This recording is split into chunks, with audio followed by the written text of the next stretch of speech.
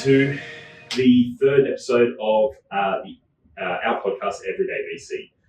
Today we're here with Mark from Paiid, who we've been working together for 12 months now, and I've seen the business go left, right, up, down, back to front, but you're through the other side, and there's a lot of positives and a lot of growth in the last 12 months and a lot of resilience. So we're going to get into that. But thanks for being here. You're all the way here from Canada. So. Yeah, I came back to the homeland from Vancouver, Canada, down to Sydney, and it's great to be here for this podcast. So thanks so much. Yeah, awesome. So let's get into your background, because you've got a great background in coming from fintech and working for some high profile companies. But tell us your background.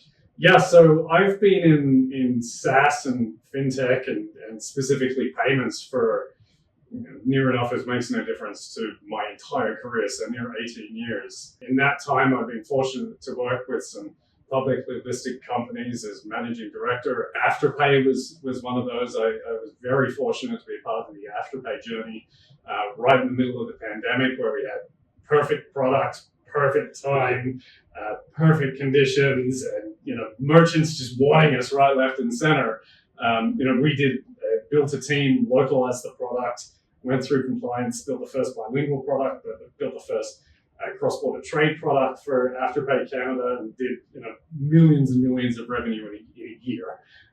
So it was perfect conditions. And then the very other side of it, I've been a part of some really small, really exciting, game-changing companies.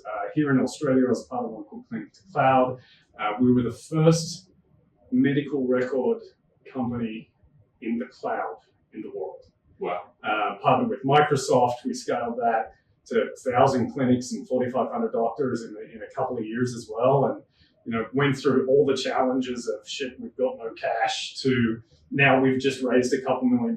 How do we deploy it most effectively to get to the next stage? And, finding the right people, and then, finding the wrong people as a part of it as well, and going through all of that. And, it's been a real journey. It's taken me from Sydney to Singapore to Hong Kong to Canada, everywhere in between. I've managed to open up 16 international markets over that career as well. So, getting close to 2 million air miles, which is the payout of that. But it's been a really exciting journey, and being able to see companies grow, whether they're your employee number 1 or 6. Right through to, hey, I'm employee number 2084. And it's the learnings you can get from an experience from that scale, and be able to bring that into your own company and your own journey has been really special. Yeah. So tell us the Paiid story. Yeah. So when I was at Afterpay, and I promise I'm not going to talk about Afterpay this whole podcast. When I was at Afterpay, what we really tapped into was we understood that consumer buying behavior had changed forever. What the younger cohort of consumer, which is half of our workforce today, was really looking for was a way to better manage their cash flow, but still enjoy their lifestyle purchases like boots and shoes and makeup and pretty dresses and things like that. But manage their cash flow much better, and not turn to traditional credit card products, which was a perfect time, a perfect place, and a perfect product, right? And coming out of Afterpay, post-acquisition from Block, what I really started to look for is, hey, where's that next piece of tech that works for the merchants? So Afterpay was really a consumer product, but enabled by retailers and brands around the world. What we started to understand, and what I really started to look into, was there's been no innovation in the way business owners and merchants and retailers accept these new kinds of payments. So there's new digital wallets hitting the market every other week. We've seen the growth of WeChat Pay and Alipay, PayPal's wallet, Apple Pay, the way that you use that, as well as your traditional card schemes, and of course, buy now, pay later. And the challenge online is, hey, we just need to go in and go into our Shopify account, another great Canadian company, go into our Shopify account and say, hey, turn on this with an API key and you're good to go. But in physical retail and physical payment acceptance, it's a very different story. Traditionally, there's brick terminals that are very hard-coded, new integrations, new payment types, it makes it very difficult. So I started to look back here into Australia because it's such a great hub here for fintech innovation. You know, regulation's really high, so if you can meet Australian regulation, you're probably fine in most of the world. And then digital adoption and innovation is actually it's really high here in Australia. So we started to look back in here and we found this company that was aggregating all these different payment methods into a single API. And that to me was solving a real problem for merchants. It was sort of taking the complication away from business owners and merchants when it comes to accepting payments. And if you can't accept payments as a business owner, then you're done, right? So we looked into that business. I got to know the founding team and the tech crew over the course of about 6 months. And throughout that journey, they were having trouble raising money. They hadn't got a commercialization right. They didn't really know how to turn software into money, which is what I've done my entire career. We were fortunate enough to, again, have some good timing and kind of strike a deal with them to acquire the tech and the assets into Paiid, where we've completely rebranded. We've pulled together a global playbook. We've used my 16, 18 years of growing technology companies around the world to pull together this really robust playbook on how we're going to go to market in Australia and the US first, and then we're going to look into other markets around the world, especially what we're seeing is some leapfrog markets like Vietnam, Thailand, Indonesia, all these emerging markets that are going from, really traditional ways of paying like hard fiat cash currency to full digital. They're totally skipping where we are today. And it's really created this new market wedge for the technology where business owners are looking at it and they're saying, hey, I can do this faster. I can offer any payment type that my customer wants to pay, and I get complete mobility, and I can turn any smart device I have into a smart payment device. And that's what we've really been doing over the last 12 months is using this piece of tech that we acquired, finishing a beautiful SoftPOS app on the front end so that we can turn any smart device on the planet into a smart payment device. That's. I mean, it's with the rise of the gig economy, there's the rise of side hustles. People, small to medium operators are looking for ways to pay. Now, you're right; those clunky terminals are really hard to be mobile with. You can't work remotely, and the current options at the moment is Square, which is. Right. You need to have the plug into the phone, and it's expensive to use, and it's not ideal, especially if you're just someone who does a side gig, moving houses, moving. Can you help me move this lounge? Well, you're not going to want to have a Square reader, right? And how can you trust someone saying I'll just transfer you if you don't know them? That's a big piece of it is the gig economy for us that we see. In Australia here, everybody knows of Jim's Group and Jim's Mowing. That type of work where you're self-employed, and you go out and you take care of someone's lawn or move someone's couch or whatever the case is. Being able to tap phone to phone to do an instant tap to pay transfer is game changer because it means that you're getting your $200 or whatever it is the next morning for the job that you did today. You're not waiting for it, hustling, trying to get people to pay their invoices and spending cycles on that where you could be spending cycles earning. We're also seeing a lot of mid-market, call them businesses, where they're looking for a smarter alternative to traditional merchant services. So if you're let's call it a $10 million footwear retailer and you've got a handful of stores across the city, you're probably with a traditional bank, or maybe you are still using Square. Either way, your fees are pretty high. They are. And it's a closed loop payment ecosystem, which means that if you want to bring in all these new methods for your customers to pay you, it's almost impossible for you to do that. We're looking at some data in the US right now where they're saying 51% of in-store carts are being abandoned because the chosen payment method for the consumer is not available. Yeah. So they're dropping their cart, they're walking down the street to another store that can offer their chosen flavor of buy now, pay later, or wallet, whatever the case is, and making the purchase there. So there's a ton of opportunity with just a new smart piece of tech to be able to increase in-store conversion, increase gross revenue, and customer satisfaction. Yeah. So you aggregate how many different payments? So today, between our traditional card schemes, so we cover them all: Visa, MasterCard, Amex, JCB, Diners, etc.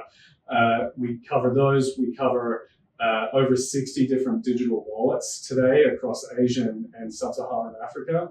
And we also cover about 4, maybe 5, I'm not sure if it's going live yet, different flavors of buy now, pay later. And we also have crypto as well, which US and Australia, we're not allowed to roll that out here, but there will come a day with USDC and other regulated cryptocurrencies that we can enable merchants to accept payment in crypto. Yeah, okay, awesome. And then on the merchant side, tell us about the success you've had on the merchant side.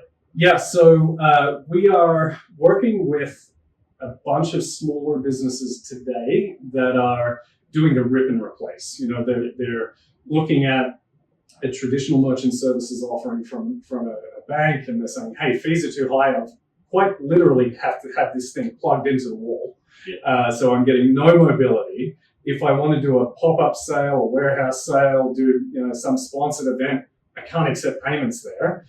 So they're looking at a rip and replace. And the other benefit of the way that we've built the technology is we don't run through traditional banking rails to process card payments, which means that we've been able to build this platform cloud first with today's technology, not trying to fit it into tech that was built 25 years ago.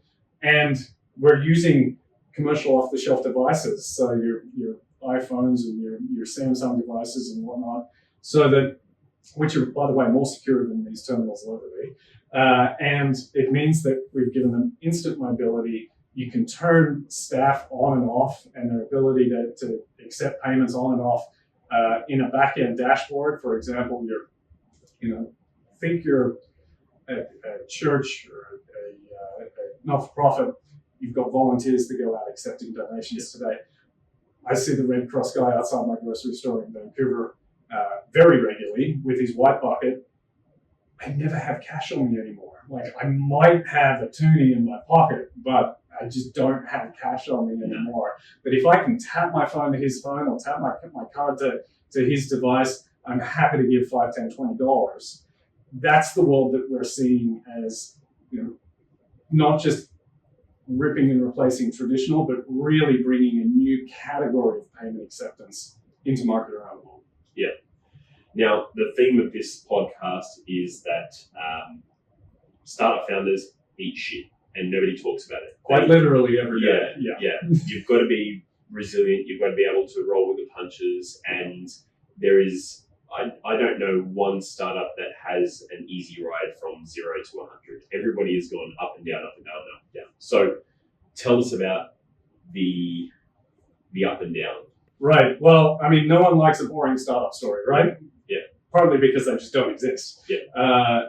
Paiid is certainly no different to that. So we've had quite the journey from the acquisition of the back-end tech that we had, learning of the regulations and the compliance and the certification that we need in every specific market that we wish to go into. Like, that in itself has been a challenge. Is who really understands Australian payment certification regulation, right? Especially as a early stage tech entrepreneur, like, that's a very specific skill set. So, we've been fortunate to really bring our arms around a smart team of folks that are subject matter experts, and that sort of has helped us go through those rough bits. We've had things like unethical board members that we've brought on that were doing things that would absolutely destroy the business. Yeah. And it's, as an early stage tech business, if you can't trust each other and you're not open and honest with each other, you'll never make it. Yeah. So we had to make some really hard decisions. Well, actually, that particular one was an easy decision, but we've had to make some really hard decisions on who's on the bus and who's off the bus. And when you're a small team, that's a very meaningful difference to your capacity to deliver and execute when you exit someone that has known the business from day one. Yeah. So one of the big things that I harp on about to everybody is who is on your cap table, who is on your board, who is on your advisory panel, and who's in your entourage. Yeah. Making sure you have those right people. Now, due diligence is not just for investors to do on you, it is for you to do on everybody around you to make sure, because one bad apple can spoil it for everybody. Yeah. So you really have to understand, well, who's around you, who's advising this business. It's like a baby. Anybody who's watching this, your startup is like your baby. If you've got a bad influence in your baby, around your baby, it's not going to end. It's not going to end well. And you really have to focus and understand who's around you. So, for you to get out the other side and be able to navigate it is a massive win. And it's what investors want to see. Investors want to see that you can navigate these issues. You can pull out the bad spots, the cancers, if you will, and just rise above it. So it makes for a good story. When you look back on it, when you've exited for a couple of $1 billion in your unicorn, and you're sitting up on stage at South by Southwest or one of these big conferences, and they ask, well, what have you done? You can have the same story as what was the is it FedEx? The founder of FedEx. Yes, where he got to his last $5,000 and took to Vegas and gambled it, and then So those stories are legendary, and it's what makes for obviously you get to the other side, and if you can navigate it all and grow, it makes for a really good story, and it shows that every time after this, you're the right people to back. Yeah, to add to that, I'd really say the only saving grace, if you will, throughout this whole thing is the people that we do have and we do trust and that are on the bus. We're doing it very much hand in hand together. We all believe in the same opportunity. We're on the same mission. Yeah. We support each other. It doesn't matter what we need done or what challenges Alex might be having in the technology side of the business, I might be having in the go-to-market and operations side of the business, or Tim, our general counsel, might be having negotiating the most awful service agreement that we've ever come across. Like, whatever the case is, we're here for each other. And once we extracted the bad apples, we were able to really double down together, and it actually crystallized the mission that we're on and built for us that core belief that we're actually doing the right thing and we're doing it at the right time and we have the right strategy to execute on this. Yes, it's going to be up, down, in, out, side to side every single day, but as long as we hold that true north, we'll be fine. Yeah. Now, okay, so we've gone through the shit you needed to eat, but now that you're out the other side, tell us about the wins, because you've got the Visa partnership. Yeah, we've got a few wins that we're pretty proud of. As a 12-month-old company, we've managed to convince Visa to back us. We're a part of Visa's largest program they're running for the next 3 years, which is the Visa Tap to Phone program. So Visa in the US have identified there's 18 million businesses in America alone that do not have the ability to accept a Visa card transaction. Now, they're smart.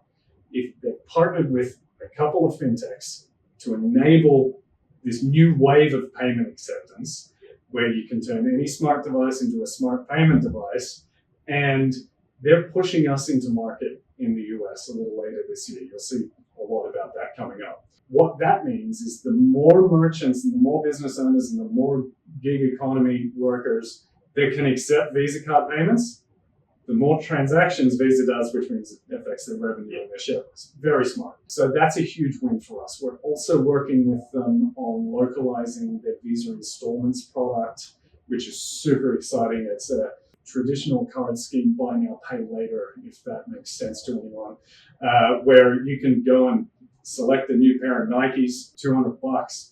You tap your Visa card, and it says, hey, do you want to pay in one or pay in four or pay in more or whatever the case may be for that particular merchant. And you as the consumer can choose and decide right there and then, I'd like to pay for these $200 Nikes in four. And you press on the glass of that smart device and everything else is taken care of. There's no approvals, there's no credit checks, there's nothing like that. So we're very proud to partner with Visa on that particular program as well. That's really smart. It's game changing for the category. That's so. What many people don't understand is that big companies, you might think that like Tesla or Visa or you might think that they're a car company or a credit card company. They're not. They're data companies, and they have so much data, and what they can do with that data is absolutely incredible. So for them, not having to do the credit checks or credit limits and things like that, because they have all the data, they have access to the financial institutions on the back end. Yes. Incredibly smart. It changes the game. Yeah, it's really changing the category and opening up a new cohort of customer. I mean, 68%, the last I checked, consumers under 35 don't have a traditional credit card, don't want one, which has fueled the rise of buy now, pay later and the fintechs like Zip and Afterpay and these guys. I'm well over 35 and have credit cards, but it's one of those things where this is half of today's workforce, and Visa have come up with a product, and I believe MasterCard are doing something similar to help consumers better manage their credit facilities, which is, I think, a really noble mission. Yeah. Now, that's not your only win. How many merchants? I think it was like 3. Yeah, so we've got resellers in Australia and in the US. Here in Australia, we've got a partner that is signing up 50 to 100 new merchants every single week in anticipation for the Paiid product launch here in the next month or so, as soon as we get out of the black hole of PCI compliance certification. That's a fun one to deal with as well, especially when they dropped a brand new mobile version of certification in November last year, which was a 280-page document. So that was fun reading. But once we get out of that, we'll be live in market here. We'll be live in market in the US as a fast follower.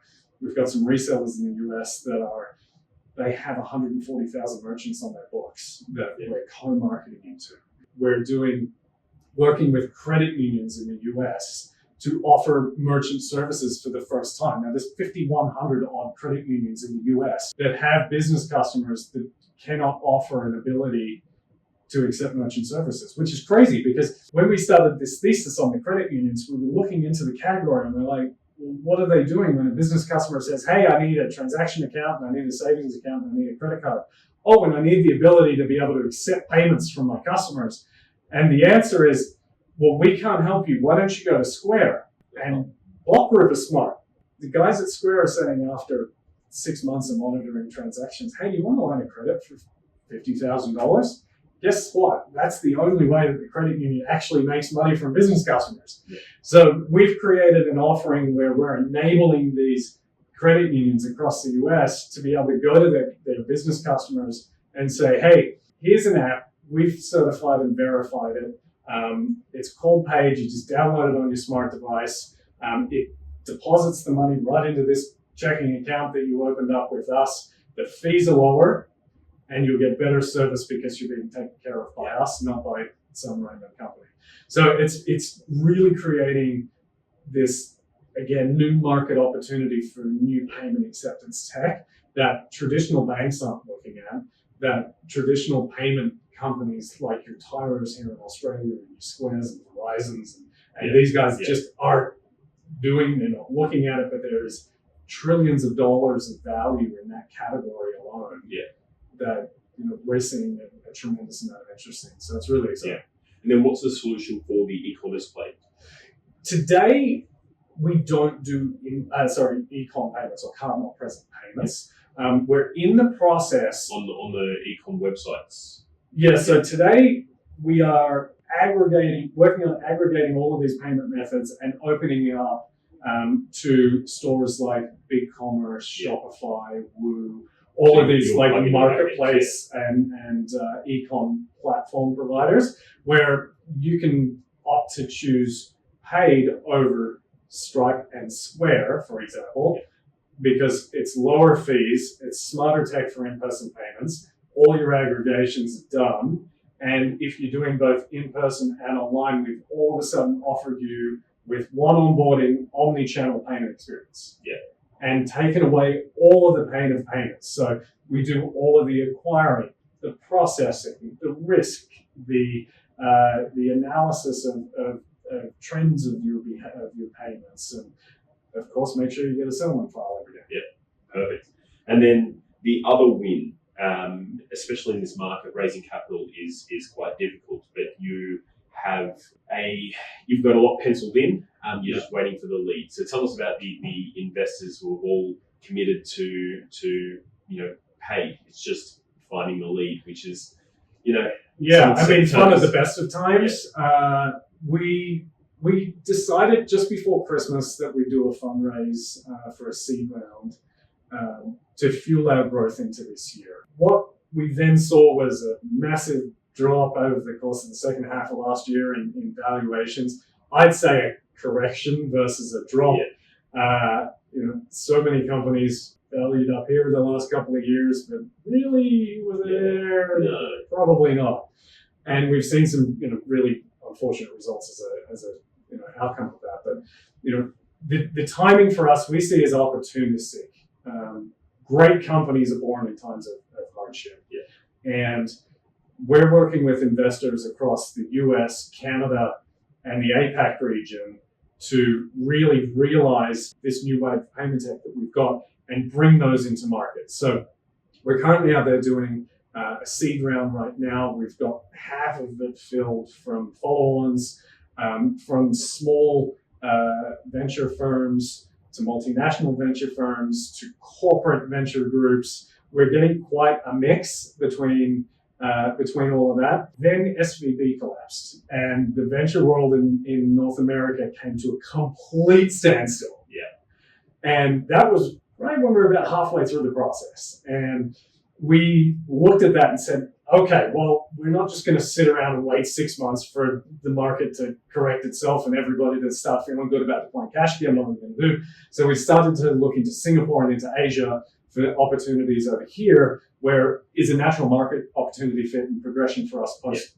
our launch in the US anyway. So we're starting to get a lot of really good feedback from VCs, family offices, and corporate venture groups in Asia, especially Southeast Asia, around the thesis of Paiid, our market opportunity, and the team that we've pulled together.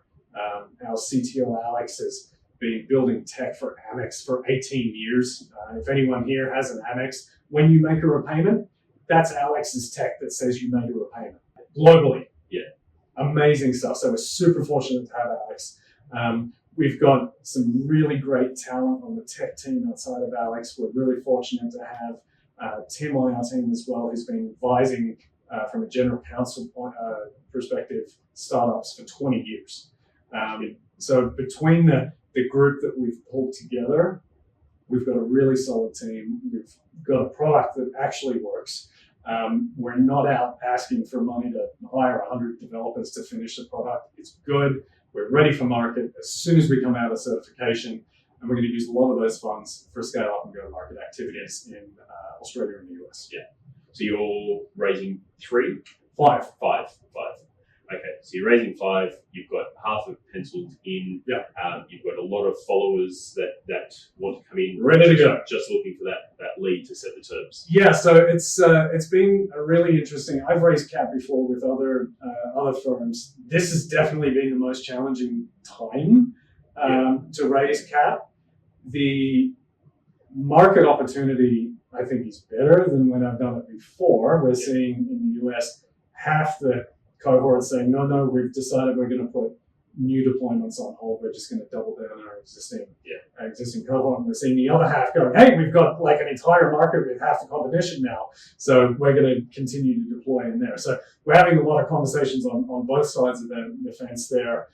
The lead is always hard to find and establish. Any leads out there, feel free to reach out to us. We'd love to have a conversation with you. It's the diligence, right? Like the being able to say, hey, we're willing to go double down on the diligence and make sure everything that Mark and his team is saying rings true.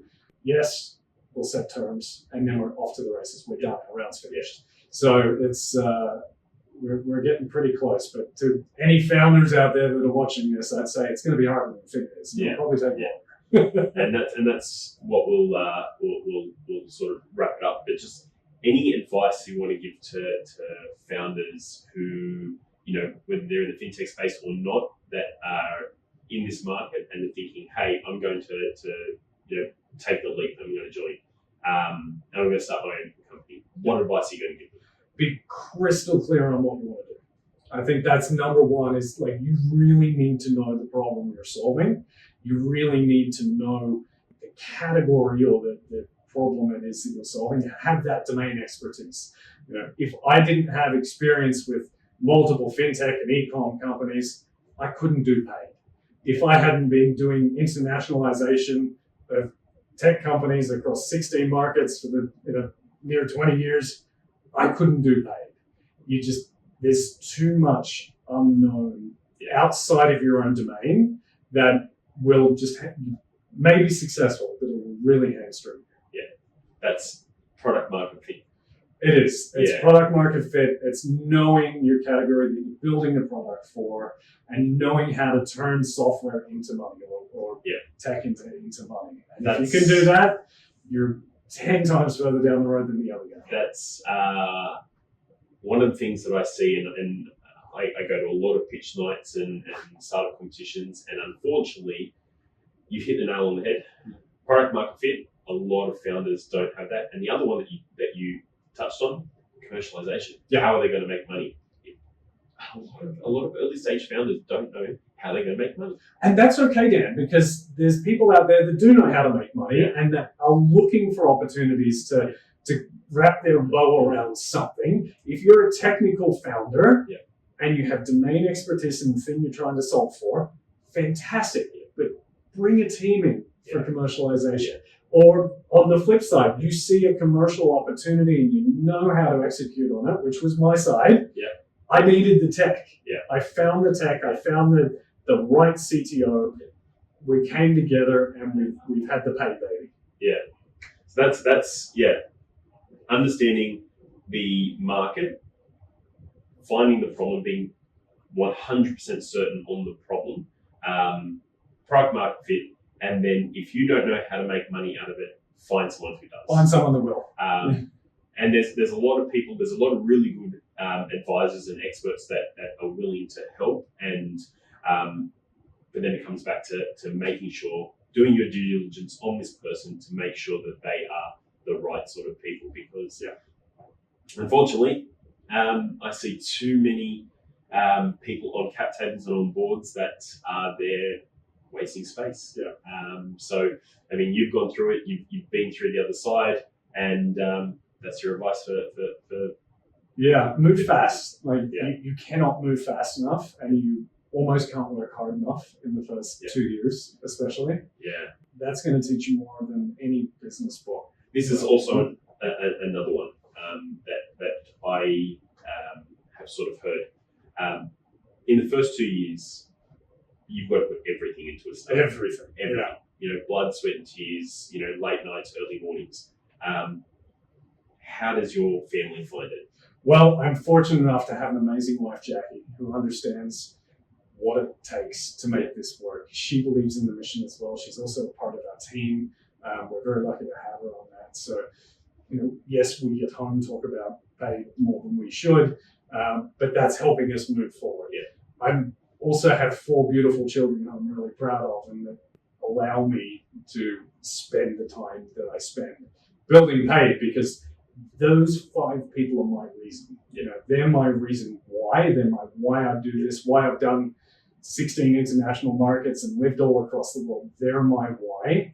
And they get that this is what dad does. And sometimes dad's not there, but it means that I can give them the life that they deserve. And,